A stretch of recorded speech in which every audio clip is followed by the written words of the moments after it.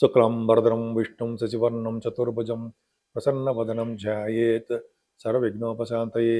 ఓం గం గణపతే నమ. ఓం శ్రీమాత్రే నమ. ఓం శ్రీ గురుభ్యో నమ.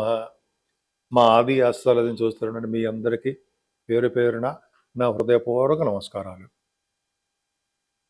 ఇప్పుడు మనం 15th ఫిబ్రవరి 2026 నుండి 21st ఫిబ్రవరి 2026 వారం రోజులు, ఈ వారం రోజులు 12 రాసుల వారికి ఎలా ఉండబోతుందో తెలుసుకుందాం. దానికంటే ముందర ఇప్పుడు మనం ఫిబ్రవరి నెలలో చెప్పుకుంటాం కాబట్టి అండి, ఫిబ్రవరి 15 నుంచి 21 వరకు అని అసలు గ్రహాలు ఎక్కడెక్కడ ఉన్నాయి, వాళ్ళు ఏ ఫలితాలు ఇస్తారు, అది ఇంపార్టెంట్.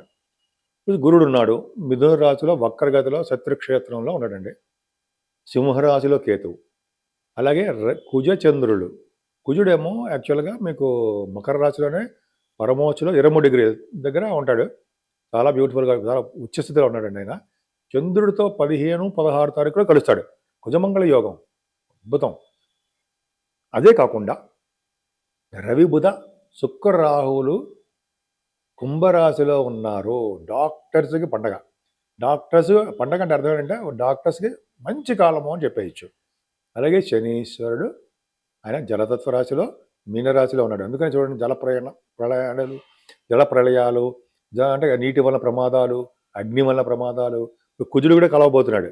ఈ ప్రమాదాలన్నీ జరగడానికి అవకాశం ఇప్పుడు అంటే ఈ సంవత్సరంలోనే కుజశల కాంబినేషన్ వస్తుంది. అప్పుడు కొద్దిగా చాలా ఎక్కువ దోషం ఉంటుందండి. అప్పుడు కూడా ఒకసారి చెప్పుకుందాం, నేను చెప్తాను.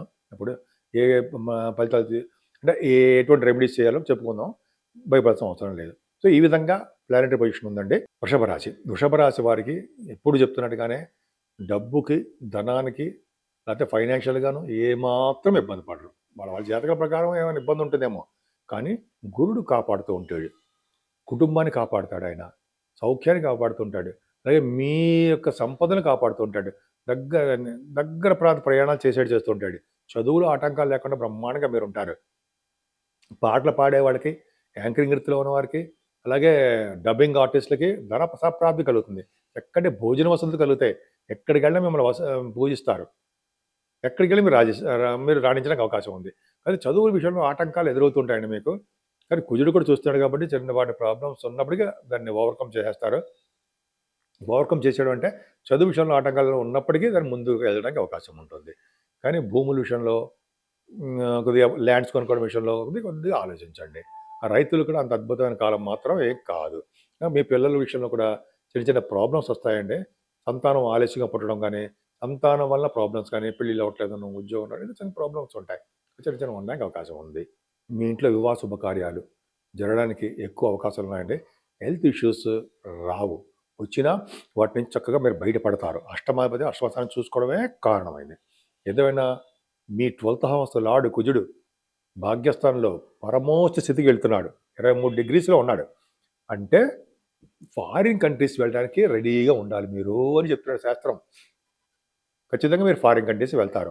బహుశా మీరు మ్యారేజ్ చేసుకోవడం వలన, మ్యారేజ్ చేసుకుని ఫారిన్ కంట్రీస్ వెళ్ళడం కానీ, ఫారిన్ నుంచి వచ్చి మ్యారేజ్ చేసుకోవడం కానీ, మొత్తానికైతే మీకు ఫారిన్ యోగం మాత్రం సూచిస్తోంది.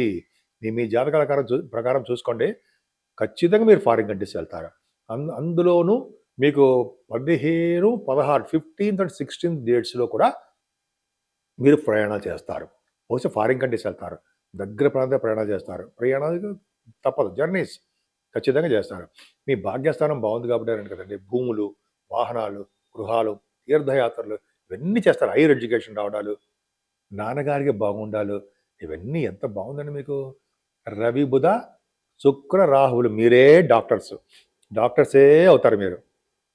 చూడండి, దశమంలో రాహు ఉంటే మనం డాక్టర్స్ అంటాం కదా, రవి బుధులు కూడా తోడయ్యారు. రవి బుధ రాహువులు కాంబినేషన్ ఎక్కడుందో అంటే డాక్టర్స్ సంబంధించిన రాసుల్లో ఎక్కడున్నా వాళ్ళు డాక్టర్స్ అవ్వడానికి అవకాశాలు ఎక్కువ ఉంటాయి. First point.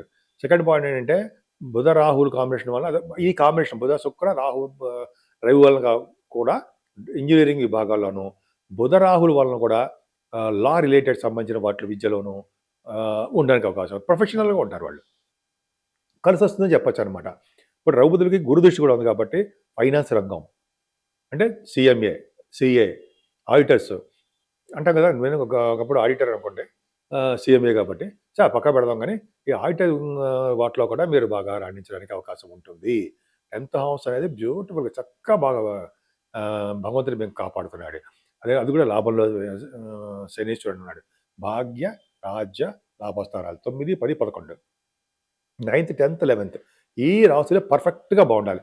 వలన మీరు అద్భుతంగా ఉంటారు. శని వలన కూడా అంతే వ్యవసాయ రంగంలో బాగా రాణించడము, వాహన సౌఖ్యం కలగడము, భూములు ఉండడము, ఉన్న ఊరు నుంచి దూర ప్రాంతాలకు ప్రయాణాలు చేయడము ఇవన్నీ ఆయన ఇస్తాడు. ధనప్రాప్తి, ఫ్లో ఆఫ్ మనీ నిండుగా మీకు ఉంటుంది. వెంకటేశ్వర స్వామి వారి యొక్క దర్శనాలు, శివుడి యొక్క దర్శనాలు కలగడానికి అవకాశాలు ఎక్కువ ఉంటాయి.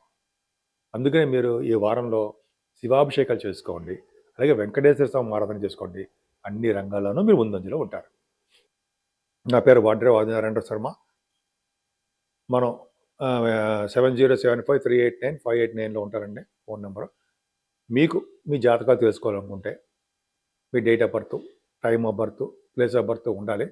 ఉంటే కరెక్ట్ యాక్యురేట్‌గా రిజల్ట్స్ వస్తాయండి. మీకు పెళ్ళిళ్ళు కాలేకపోయినా కొంతమంది పెళ్ళిళ్ళు ఆలస్యం అవుతూ ఉంటాయి. ఎందుకు అనేది జాతకంలో కూడా ఉంటుంది. ఎప్పుడవుతుంది అనేది కూడా చెప్పొచ్చు. అలాగే ఉద్యోగాలు కూడా ఎప్పుడొస్తాయి. చాలామందికి నేను చెప్పినప్పుడు ఉద్యోగాలు కూడా వచ్చే ఉంటాయి. సరే పక్క పెడదాం చెప్పుకోకూడదు కానీ బట్ ఉద్యోగాలు గురించి కానీ, లేకపోతే ఇంకా చాలా సమస్యలు ఉంటాయి కదా చిల్డ్రన్ విషయంలో కానీ, ఇలా చాలా రకాల సమస్యలు జాతకంలోనే తెలుస్తుంటుంది. 99% మనం చెప్పడానికి అవకాశాలు ఉంటాయని చెప్పవచ్చు. జాతకం చూసి చెప్పొచ్చు. మీరు ఒకవేళ మీరు తెలుసుకోవాలనుకుంటే ఈ కింద నెంబర్‌కి ఫోన్ చేయండి. 7075389589 ఆల్రెడీ కింద స్క్రోల్ అవుతుంది. ఇది సరిపోతుందండి. సరే ఇంక అంతే కాకుండా ఇవే కాకుండా మన ఆది ఆస్తుల నుంచి కూడా మనం వాస్తు సంబంధించినటువంటి ఇవి కూడా మనం చెప్తూ ఉంటామండి. సమస్యలు, సమాధానాలు ఉంటాయి. కొన్ని కొన్ని డౌట్స్ ఉంటే చెప్తాము. ఫారిన్ కంట్రీస్ కూడా అప్పుడప్పుడు ఫోన్ చేస్తుంటారు. అది పక్కా పెడదాం. ఇంకా ఏంటంటే మీ గృహప్రవేశ ముహూర్తాలు గానీ, పెళ్ళిళ్ళ ముహూర్తాలు గానీ, మన ఆది ఆస్థాల నుంచే మనం ఉంటాం. మీరు తెలుసుకోవాలనుకుంటే ఒకవేళ నేను ఫోన్ నెంబర్‌లో నేను ఎంగేజ్ వచ్చినా అది ఇలా నేను షూటింగ్స్‌లో ఉన్నా ఫోన్ లిఫ్ట్ చేయలేను, చెయ్యను. సైలెంట్‌లో పెడతా. కాబట్టి మీరు నాకు వాట్సాప్‌లో మెసేజ్‌లు పెట్టండి. తర్వాత నేనే మీకు ఫోన్ షూటింగ్స్ అని అయిపోయిన తర్వాత నేను మీకు రెస్పాండ్ అవుతాను. మీతో మాట్లాడతా కూడా. సో, అంతే తప్ప వేరే వాళ్ళు పక్కన ఇంకోళ్ళు మీడియేటర్స్ వాళ్ళెవరో ఉండరు. నేనే స్ట్రెయిట్ మీతో మాట్లాడడానికి అవకాశం ఉంటుంది. సరే అది పక్క పెడదామండి. ఇప్పుడు మనం ఈ మేషరాశి నుంచి ఆల్మోస్ట్ మీనరాశి వరకు 12 రాశుల వారికి పరిష్కార మార్గాలు ఏమైనా ఉన్నాయా? గ్రహాల యొక్క ప్రభావము వలన దుష్ఫలితాలు ఉన్నప్పుడు చిన్న చిన్న పరిష్కార మార్గాలు మన ఇంట్లోనే చేసుకునే పరిష్కార మార్గాలు ఉన్నాయా? ఉన్నాయి. సో, ఒకటండి పరిష్కార మార్గాలు ఉన్నాయి. కానీ ఆ పరిష్కారం చేసేసుకున్నంత మాత్రాన అవన్నీ ఒకేసారి సమస్యలు తొలగిపోవు.